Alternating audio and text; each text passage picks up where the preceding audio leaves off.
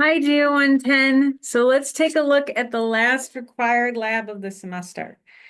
This is the other labs you can do. You can do them for extra credit. I'm going to try to get caught up on my grading by the end of the week. So you should have results on all your other labs pretty soon. So I hope everyone had a wonderful Easter if that's something you celebrate. It is something that I did celebrate. So last week I got a little behind on things as I enjoyed some of the holiday things.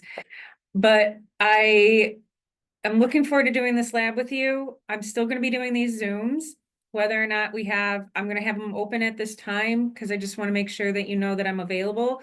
Please forgive my hair. We did the Black River Trail cleanup today and I didn't have a hair tie. And so I look a little bit like a Labradoodle that needs to go to the groomer. So, not terribly different from how I usually look, but I'm feeling it. Okay, so here we're just trying to do weathering. If you've ever used a rock tumbler, that's kind of what we're doing. So part of this is just identifying the different parts of the equipment that you'll be using.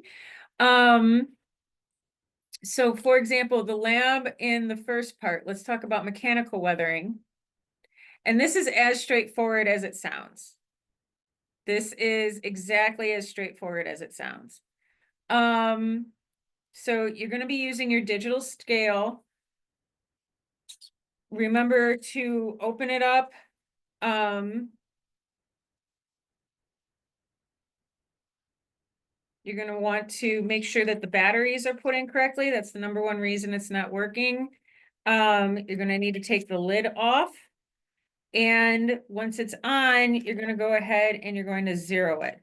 And then you're going to measure your samples. You're going to weigh your samples. So that includes your shale. My shale came loose in my bag. It might have, or it might be in little bags like this. So this is my limestone and this is my granite. And this is my little rock tumbler for this lab. So it looks a little bit different than the little rock tumbler they make in the video. So this is the piece of equipment you should be using. So yours might look a little bit different. All the kits, you have the right materials, but you should have a little screw top container. And if you can't find it, that's okay. A Tupperware will work for this. If you have like a Tupperware or a Pyrex container with a really good sealing lid, that might even work better in some ways. So, this is what they gave you to work with, and it's going to work just fine. Because all we're going to do is we're going to start off by, so we're going to zero our scales and then we measure each sample. Pretty straightforward. And then, talk about gloves and safety goggles. You can do, yeah, you're supposed to. Nothing in here is that dangerous. It says pour most of this silicon carbide. So this is the silicon carbide. It's like kind of a gray, it's really gritty. It's going to be doing a lot of the work of our mechanical weathering because it's extremely hard. It's actually used for polishing metals and that sort of thing. So it's kind of giving our mechanical weathering some oomph. It's one of the things that you can use in a real rock tumbler to give your rocks that nice smooth finish that is so appealing. So we want to put our carbide in here. They say use most of it. You know, for if you're a conservative person and you're worried you're going to mess up, use about half, because then you can use half in case you made a mistake. And then you're going to measure and pour 100 milliliters of, so this is your graduated cylinder. You're going to measure 100 milliliters of gravel, and you're going to pour it into your jar. Can this hold 100 milliliters? I still have follow-up questions.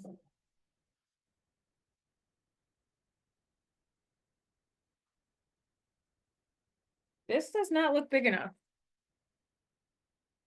All right, I was not going to do it all the way because I didn't want to use up my materials.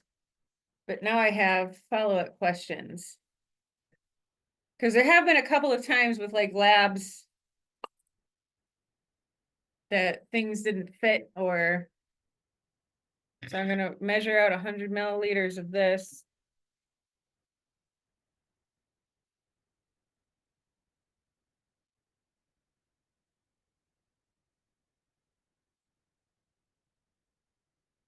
That's 50. Try not to make a mess in my office.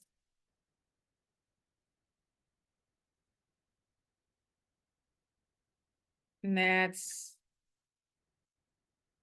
a little over 100. Let me shimmy a little of that out. And it's rocks. It's not going to be exact.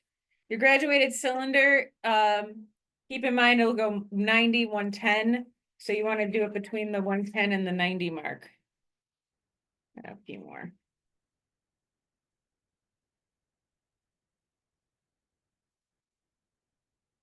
Good. Okay. So Dr. E has no sense of proportion, apparently, because this fits fine. Good. And the carbide's going to fit fine because it's tiny. And then you're going to put 50 milliliters of tap water in here. So you'll measure and pour 50 milliliters, and then you throw one of your samples in. It says start with the sample. I'm starting with the shale. And then you take. It's loud. It's really loud. So you might want to do this in a quiet, like in a separate room, because someone's going to be annoyed with you, but you want to shake it. And when I say shake it, I mean get out that anxiety. I mean be angry. Take the hell out of it. Okay, so like, and keep doing that for like 5 minutes.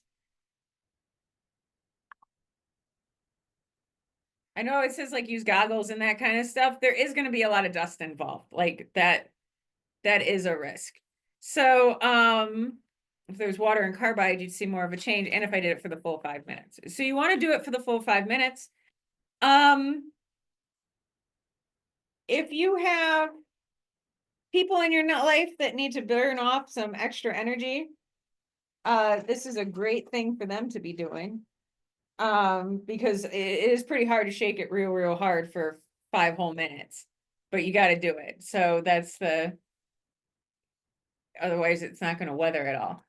And some of the samples may not weather even with that. Ooh, hint, some of the samples I am not expecting to particularly weather. If you see a big jump, there's one sample in particular that if I see a huge jump in mass, like a huge change in mass, I'm going to have some follow-up questions. So, because this is a pretty straightforward lab. Then you take out your rock, you dry off your rock, and you put your,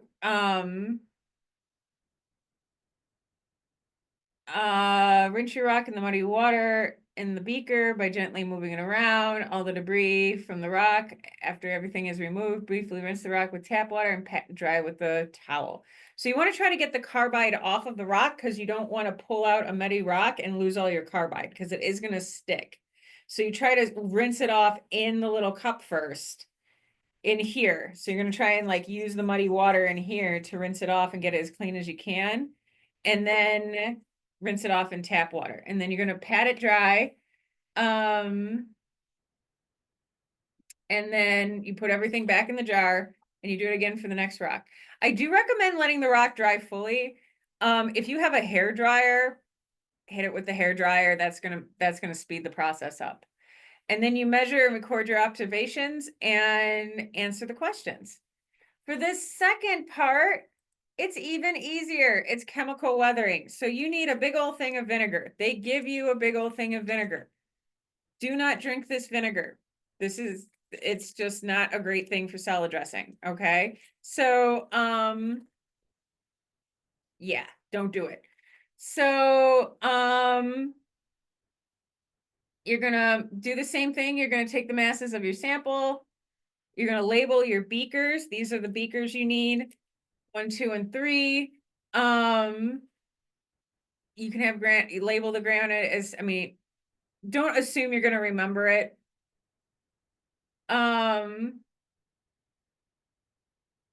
I do recommend that you take a picture, like rate sample 1, sample 2, sample 3, and put the granite and the limestone and the shale and take a picture just to have it to refer back to, because I'm not there to help you if you get like the shale mixed up with the limestone, which is totally a thing that could happen.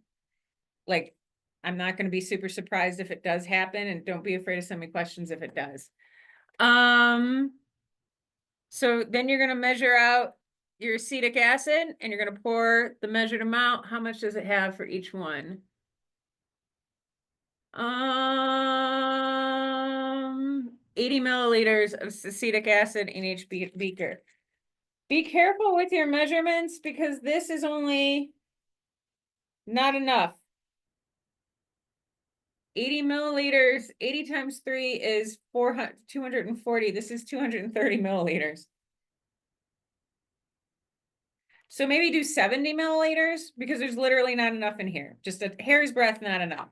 So I'm gonna write the publisher. It's not that big of a deal, but you want to use 70 milliliters. Or it doesn't really matter that much. You have so much acetic acid relative to your sample, it's really not going to matter that much. Gently swirl them, set timer for 3 more hours and swirl each beaker every hour or agitate them. You could even leave them overnight. That wouldn't be a terrible thing. It's like egg dyeing. Just leave it overnight. Well, don't leave eggs overnight, but like it's okay to do it longer. Okay. And if you miss swirling every hour, that's not that big. Just make sure it's agitated a few times. But you want to do it 3 hours or more. I mean, if you want to do it, set it up before you go to bed and then go to bed and then wake up in the morning and agitate it and then clean it off and do it when you get home from school. That's also great.